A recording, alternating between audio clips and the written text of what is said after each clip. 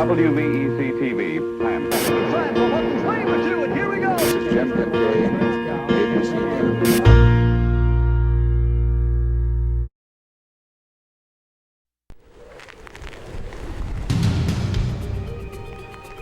Hurricane season is in full swing, but 1 year later, we're still coping with Hurricane Isabel's aftermath. Still picking up the pieces. Having gone through Isabel, I think people are paying a lot more attention to disaster preparedness, to the hurricane season. In the spirit of protecting the citizens of Hampton Roads, 13 News investigates regional hurricane readiness. Are state agencies ready? Are you ready? Are we really prepared to weather another potentially devastating hurricane? Good evening, I'm David Allen. And I'm Regina Mobley. Thanks for joining us for this 13 News Hurricane Special. The Gulf Coast was hammered by Hurricane Ivan, but last year, Hampton Roads was feeling the fury of Hurricane Isabel. On September 18th, Isabel slammed into North Carolina, then tore into Virginia, causing monumental damage and death. This hurricane season, so far, Hampton Roads has been spared the worst, dealing with some glancing blows and brushes. But there are still 10 weeks left in the season. That's why tonight 13 News takes another opportunity to prepare our viewers for the next time a hurricane threatens. We're joined now by 13 News Chief Meteorologist Jeff Lawson. And Jeff, Ivan continues to impact several states. That is an understatement. It will affect many more, at least several more, before it is done, and in a much bigger way probably as well. Why are we so worried? Well, the storm, of course, originally was a Category 5, one of the strongest on record down in the southern Gulf of Mexico. Then it luckily weakened just somewhat. Still a lot of devastation with it, but it weakened a little bit before it made landfall. Now the rain spreading up to the northeast, and look at the vast number of states and especially counties that are under flood watches over the next couple of days, including Hampton Roads, as we do expect some potentially heavy rain and some gusty conditions to move into the region. We're going to obviously have to follow this very carefully over the next couple of days. Meanwhile, when the storm was making landfall, we had Craig Moeller on site in Mobile, Alabama. In fact, he'd been following it all week. Craig, tell us a little bit more about what you experienced. Well, thanks, Jeff. You know, when a hurricane makes a landfall along a coast, location means everything. In Mobile, Alabama, on the western edge of the eye wall, there were winds sustained 70 to 90 miles per hour and gusts up around 100 or a little bit more in a few spots. That caused some minor structural damage, brought down some trees, and created a lot of headaches for residents around the area. But other areas on the eastern side of the eye wall, closer to Pensacola, down around Gulf Shores and points just to the east of that, the devastation was much more widespread. Flooding in some places, the roads covered with 10 to 15 feet of water, roadways washed out, a real mess. Jeff? All right, thanks, Craig. Well, Hurricane Isabel was a Category 2 storm when it made landfall near Drum Inlet, North Carolina. Then it weakened to a Category 1 by the time it reached Virginia. Isabel's blow, though, was anything but weak in terms of the damage. Isabel caused high winds, disastrous flooding, massive power outages, and record-setting property damage. 75% of the state was actually declared a disaster area. 32 people died, nearly 2 million people were left without power, and there was close to $2 billion in damage to homes and businesses. In North Carolina, where the hurricane's eye hit, it caused about 25% of the state to be declared a disaster. Isabel is considered to be one of the most significant tropical cyclones to affect portions of northeastern North Carolina and east central Virginia since Hurricane Hazel in 1954 and the Chesapeake-Potomac hurricane of 1933. Now, hurricane season runs from June until November, but it's usually September and early October when we see most tropical activity, like we did with Isabel last year. Here's my colleague, meteorologist Evan Stewart. Hurricane season begins June 1st and continues through November 30th, running a full half of a year. But it's not unusual to see tropical activity before or after those dates. In fact, last year we had the first tropical storm on record to form in April, and we had 2 tropical storms form in December, the first time since 1887. Once a tropical system forms, it goes through several different stages of development. starting out as a tropical wave, a cluster of thunderstorms over the open water. Should that cluster start to rotate and have a clearly defined center of circulation, it is considered a tropical depression. If the winds reach 39 miles per hour, it's called a tropical storm and given a name. And if the winds reach 74 miles per hour, it's a full-fledged hurricane. We classify hurricanes according to the Saffir-Simpson scale. It's a 1 to 5 scale that categorizes storms based on their wind speed, pressure, and damage potential. Category 1 hurricane has winds of 74 to 95 miles per hour. Damage is done primarily to trees and shrubs, and some minor coastal flooding is possible. Category 2 storms possess winds of 96 to 110 miles per hour. These winds can cause damage to roofs, doors, and windows. Low-lying areas can flood with a rising storm surge. Hurricane Isabel was a Category 2 hurricane when it hit North Carolina. By the time it made it across the border into Virginia, its winds were less than 70 miles per hour, making it a strong tropical storm. A Category 3 storm packs winds of 111 to 130 miles per hour. This is where some structural damage begins to occur. Mobile homes are destroyed. A Category 4 storm has winds of 131 to 155 miles per hour. We see extensive damage to many structures and major beach erosion. The strongest storm, of course, is a Category 5, which Ivan was at one point, winds greater than 155 miles per hour. That will cause catastrophic damage and massive evacuations. David and Regina? All right. As a community, we learned many things after Isabel. To help bring it into focus the impact Isabel had and what we learned from the storm, we talked to Michael Klein, Director of the Virginia Department of Emergency Management. Having gone through Isabel, I think people are paying a lot more attention to disaster preparedness, to the hurricane season, to the guidance that's out there. But even though they went through the experience, they're more aware, it doesn't necessarily mean that everybody is doing the planning that they need to do. And so that's what we'd really like to emphasize, is that people, first of all, need to be aware of their personal situation. They need to look at the storm surge maps, at the flood maps, and if they're potentially subject to storm surge or flooding, whether it's from coastal surge or just the rivers rising and streams rising, then they need to take precautions against that, especially storm surge. If you're in that area and the message goes out to evacuate, then you need to heed that evacuation message and get out of harm's way. Beyond that, there's always the potential for damage from winds, and we all know that we can have power outages now, so you need to be prepared for that too. And the steps in that are, first, being aware, know your personal situation. Next, have your family disaster plan developed. Talk to the kids, talk about what you're going to do. If you need to evacuate, know where you're going to go and what evacuation routes to take. If you're going to shelter in place at home, make sure that you prepare the home for the onslaught of the winds. Board up the windows, bring all of the furniture, lawn furniture, and things that could become flying debris. Now the task is to apply those lessons in case we once again find ourselves bracing for the worst. 13 News meteorologist Julie Wilcox explains what you can do now to avoid many of the frustrations we felt after Isabel. For all the destruction, Isabel's stay was fairly brief. A ferocious landfall Thursday, then plenty of sun to take in all the damage just 24 hours later. A prolonged loss of everyday conveniences made the struggle back to normality all the more difficult.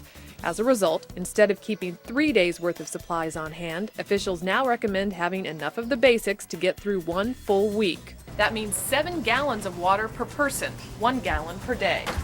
Other supply staples: canned goods and a manual can opener to open them, extra batteries for your radio or TV, flashlights, and a first aid kit. Of course, some things you can't buy in bulk and keep indefinitely, like ice. Perhaps you're one of the thousands who lined up hoping to get some after the storm. This year, once any track shows a hurricane within 5 days of hitting the mid-Atlantic, emergency planners will encourage you to make ice at home, storing it in cartons in your freezer. Also, you should cook perishable food you've got in the fridge so you have something on hand until stores and restaurants reopen. A couple other things. In the days before Hurricane Isabel, there weren't many lines at gas stations. In the days and nights after, there were. Pumps don't work without electricity, so get a full tank before the storm strikes. And extra cash is a good idea in case ATMs and credit card machines go down. Also, think ahead about your prescriptions. Last year, many people found themselves running out of medicine just a few days after the storm. Then there are generators. a lifeline for many, but also a huge source of problems. Officials say lots of people did not understand the logistics of setting them up and tried to do too much with too little expertise. Your best bet? Read the directions, keep it simple, and remember, you're just trying to get by with the bare minimum. Reasonable expectations are to hook up small appliances, something like your refrigerator, your freezer, for instance, fans, a couple lights, that kind of thing. And be sure to help your elderly family members and neighbors, assist them with any special needs they may have, and make sure they have ample emergency supplies and medication. And if you must evacuate, make sure you find a safe shelter for your pets. The key is to prepare now for the day when the next severe storm hits. It was Isabel's darkest hour and the most frustrating thing many endured after the storm. We're talking about those massive power outages. Still ahead on this 13 News special, what changes Isabel prompted with the power company for the next time around. And my Bible was in incredible shape. It had been in, I guess, the water for a month. And a little bit swollen, a little bit worn, but it's a pretty awesome thing. Plus, was it a sign from above? Hear one hurricane victim's amazing story, how she lost everything, but what helped her restore her faith.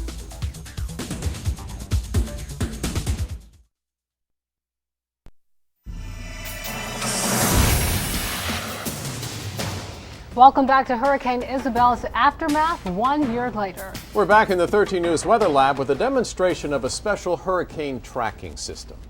Yeah, we're the only station in the area that has the capability to actually track wind direction and speed live when a hurricane or hurricanes threaten. My colleague, meteorologist Craig Muller, can explain this, how it's advanced technology. When a hurricane thrashes a coastal community, the storm presents several forecasting challenges. In the 13 News Weather Lab, we meet those challenges by using our technology to track and dissect the storms, monitoring multiple threats all at once. Most hurricane damage results from one of three things: powerful winds, flooding rains, and coastal flooding from storm surge. Historically, 9 out of 10 deaths with hurricanes resulted from storm surge flooding. Storm surge is the water pushed towards the shore by the winds spinning around the storm. While geography and the slope of the continental shelf impact the severity of the surge, in general, the stronger the hurricane, the greater the storm surge. Recently, deaths from storm surge have fallen off dramatically thanks to improvements with weather monitoring, forecasting, and communications.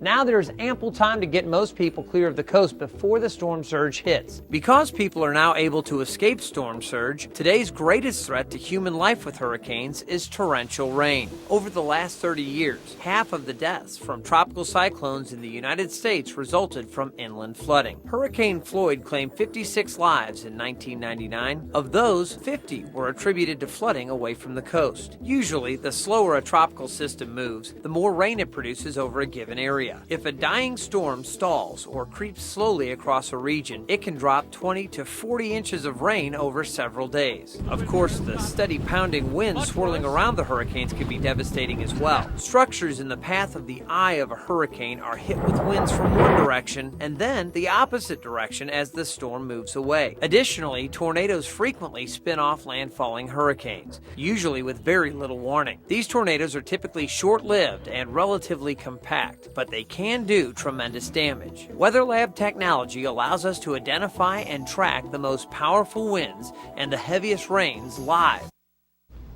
Isabel caused a massive power outage affecting nearly everyone in the region. As 13 News reporter Vince Kelly and our partners at the pilot show us, Isabel prompted a few changes when it comes to your electricity. Hurricane Isabel's destruction left Hampton Roads in the dark for days. For Dominion Power, it was a harsh lesson. No matter how prepared you believe that you are, Mother Nature seems to always have something up her sleeve to challenge you.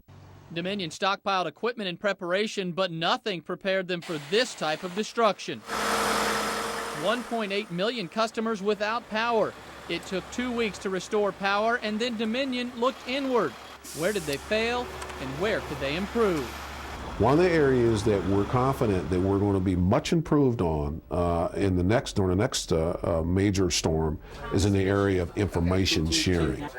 Information local officials need most, the status of infrastructure, and where to concentrate efforts on policing and cleanup. The next time we have a major storm, that we'll be able to provide that information a lot faster. Dominion's refinement of the communications loop topped the company's personal list of improvements. For customers, the priority is where they fall on the priority list. We have a hierarchy of restoration, which is always the critical facilities first. Police, hospital, water treatment plants, they get priority, then residents get attention. But Dominion has made improvements on that front. Through some technology to know exactly how many poles we have out and where. 1 year later, Dominion believes in their improvements, but only another Isabel-like storm will provide the proof. In Norfolk, Vince Kelly, 13 News. A 13 News investigation revealed tunnel troubles after Hurricane Isabel. Our chief investigative reporter Doug Aronson explains what was behind a commuter nightmare. It was a helpless feeling. Fast rising waters from Isabel pouring into the Midtown Tunnel. Workers couldn't close the floodgate fast enough. When the rain stopped, the Midtown Tunnel filled with 44 million gallons of stormwater. It took crews 1 month and nearly $1 million to make repairs. In the wake of that problem, a 13 News investigation revealed that the Midtown Tunnel's floodgate was never fully tested before the storm. I feel like I had full authority to do a lot of things. I exercised that authority, and now I'm looking back and wondering maybe I didn't do it right. 13 News reviewed the maintenance records at other area tunnels and found problems there as well. Routine maintenance on the HRBT's floodgates had never been done. The downtown tunnel hadn't been in compliance with the state's fire code. And the Monitor Merrimack had a series of maintenance problems that had never been fixed since the tunnel opened. VDOT's commissioner promised reform. Nobody at VDOT is going to put up with anything less than assured safety for the traveling public, particularly through these tunnels. But it's costly. VDOT is spending $30 million on a host of repairs to the area's bridge tunnels and can't promise another flood like Isabel won't happen again. But the agency isn't taking any chances. Last month, VDOT closed the Midtown Tunnel gate when Hurricane Charlie's rains appeared threatening. There was no flooding, but VDOT wasn't willing to take the risk. Doug Aronson, 13 News. Picking up the pieces after a storm like Isabel. Imagine both your home and business destroyed. An Outer Banks woman who lost everything says it was a miraculous event that inspired her to recover and rebuild. She shares her story next.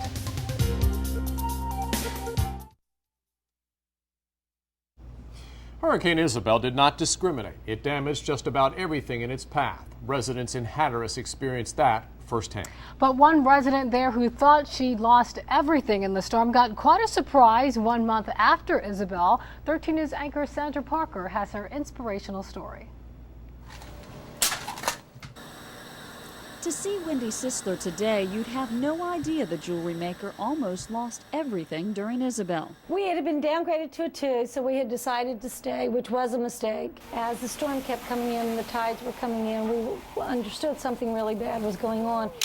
As these pictures show, her house split apart. We really felt like this was it. We are homeless, but that's okay because we're alive. She and her family did survive, and after the storm moved in with her sister. My sister's house overlooked my house, so I had to look at my house, what was left of my house every day, and that was very sad. While what was left of Sisler's home and business were torn down months ago, there is still plenty of damage evident here in Hatteras 1 year after Isabel. But a month after Isabel, when Sisler was still trying to figure out how she was going to rebuild her home and her business, her faith was strengthened when her Bible was found along the beach in Rodanthe. My Bible was in incredible shape. It had been in, I guess, the water for a month. And a little bit swollen, a little bit worn, but it's a pretty awesome thing.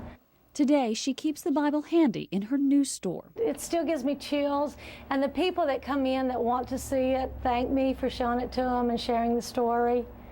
And it's a very inspirational story. Sisler says she's moving on from Isabel. I'm thrilled to have this place to have my business in. Next year I'll have a new home and a new shop, and things are looking really good, and it's all bigger and better. And it is home. So yes, I'll stay, but I'll leave during the storm. And if I have to start over again, I will. Sandra Parker, 13 News. Recovering and rebuilding 1 year later, many people hard hit by Isabel are still on the mend, like much of Poquoson. When we come back, a special photo essay of the images then and now. As we wrap up this 13 News Hurricane Special, remember you can find all the information you need at WVEC.com's Hurricane section. Everything from preparation and survival tips to evacuation routes and emergency shelters. And complete access, of course, to the 13 News Weather Lab, 24 hours a day, all on WVEC.com.